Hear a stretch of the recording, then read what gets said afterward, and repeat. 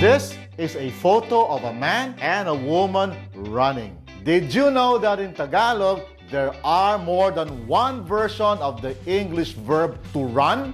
Stick around and we'll talk about that.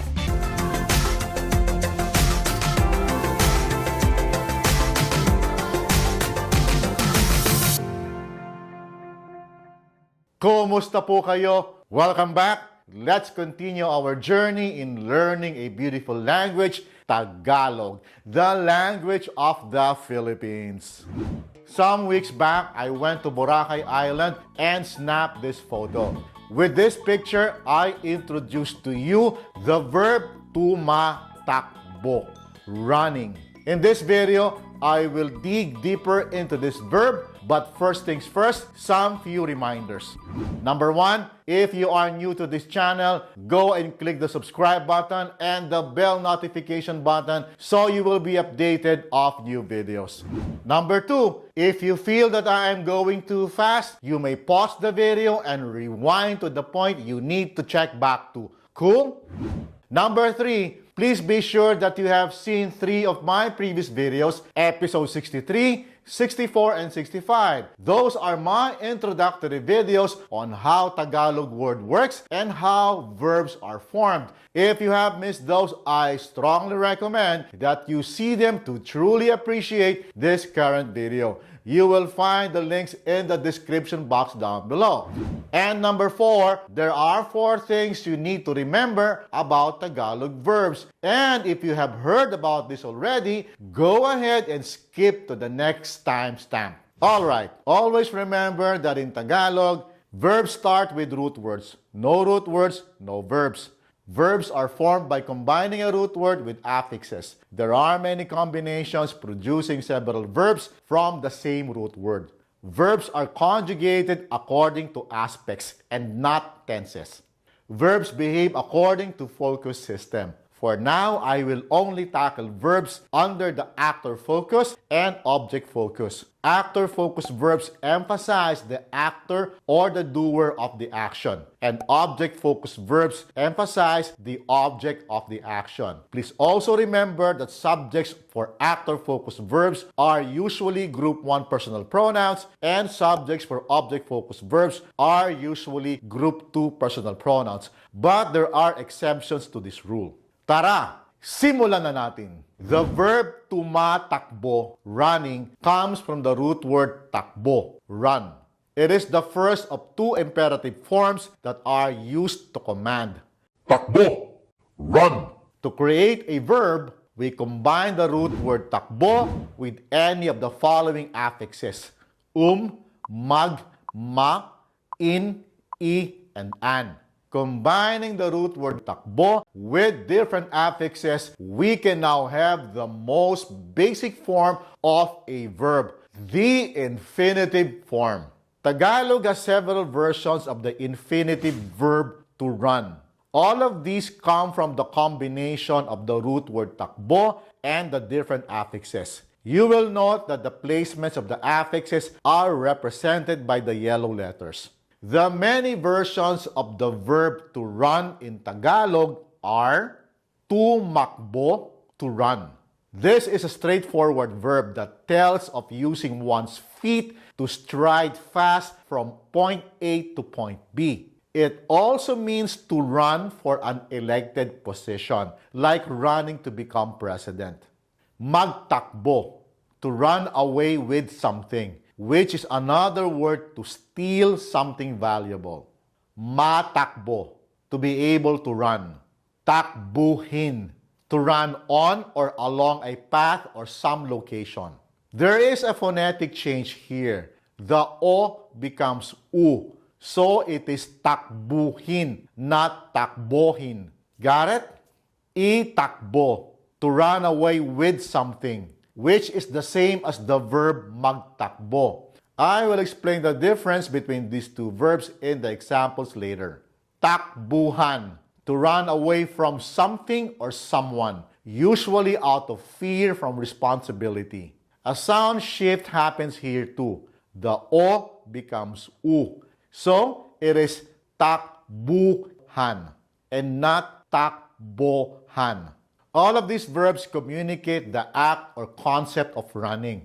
The infinitive form is also the second part of the imperative form, or the form that is used to command or to request someone. We will use them in simple sentences. Let's start with the second form of the imperative form. Tumakbo ka sa marathon. Tumakbo ka sa marathon. Run the marathon. Tumakbo ka sa oval. Tumakbo ka sa oval. Run at the track oval. Run at or run in? English prepositions are so confusing. Thankfully, Tagalog only has the preposition sa.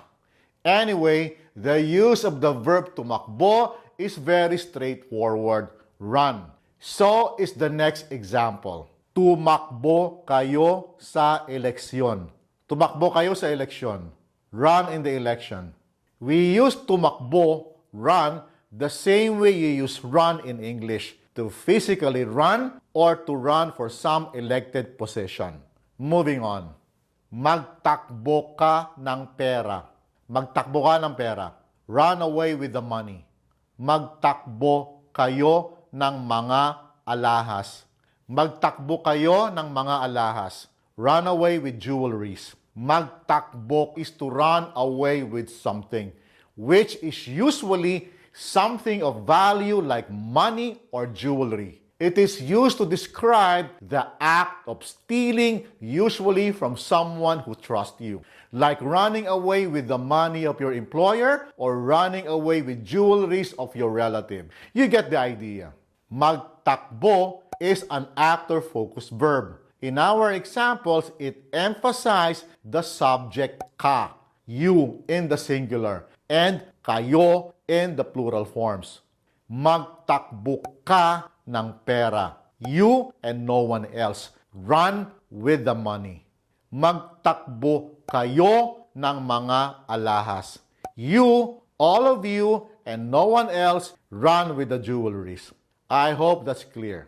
At the surface, the verb magtakbo looks the same as the next verb, but with an important distinction. Itakbo mo ang pera. Itakbo mo ang pera. Run away with the money.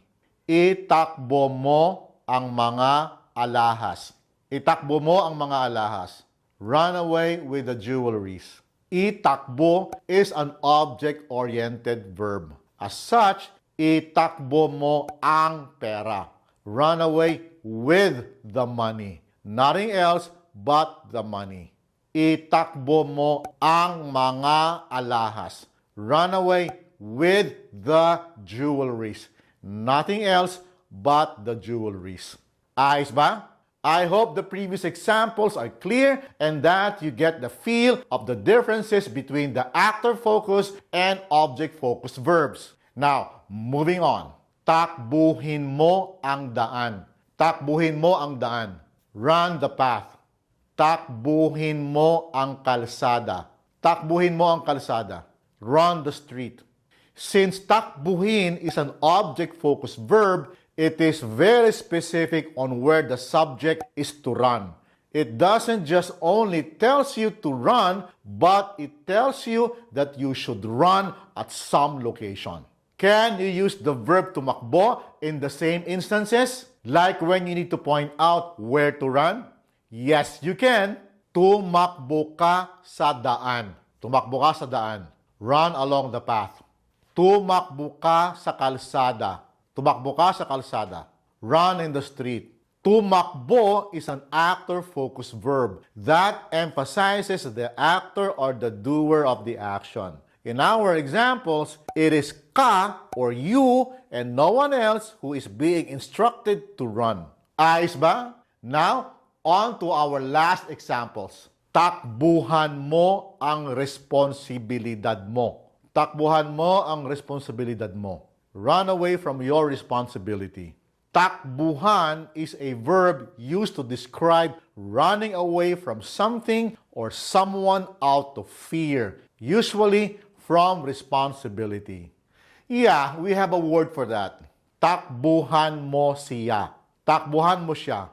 Run away from him or her. In this example, the subject is being commanded to run away from someone to avoid responsibility from that someone.